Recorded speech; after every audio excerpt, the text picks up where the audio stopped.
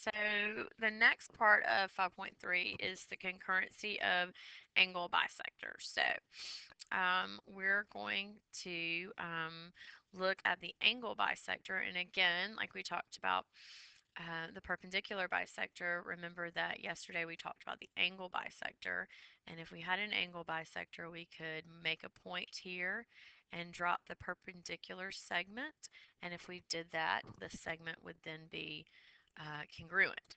Okay, so if you look at the angle here, we'll say angle um, XBY, here would be the angle bisector, and here would be the perpendicular segment, and all of these perpendicular segments will in turn be congruent. So that is the purpose of the concurrency of angle bisectors theorem. So if we look at the point of concurrency of all the angle bisectors is called the end center. Okay, and for any triangle, the end center is always inside the triangle. And in the diagram, points X, Y, and Z are equidistant from P, the end center of triangle ABC. So we have the angle bisectors would be from B to P, and from A to P, and from C to P. Okay, of course those aren't straight, but that's where the angle bisectors would be. And these would be the perpendicular segments that we had drawn up here.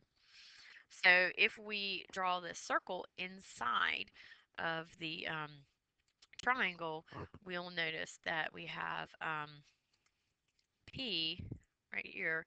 It's actually be the center of the circle, the end center P. So before, when we drew the circle around the triangle, it was circumscribed, but this one is actually inscribed because it's inscribed the triangle. Okay. So, since we know that all of these perpendicular segments are congruent. So, we will say that GE is going to be equal to GF, which is going to be equal to GD.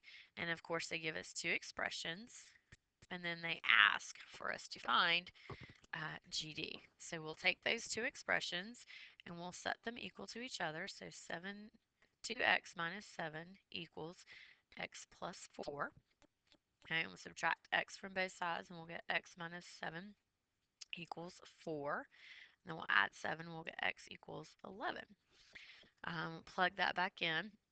So 2 times 11 minus 7 is equal to 15. And just to double check, we'll say 11 plus 4 is also 15. So check. So all of these perpendicular segments right here are going to be equal to 15.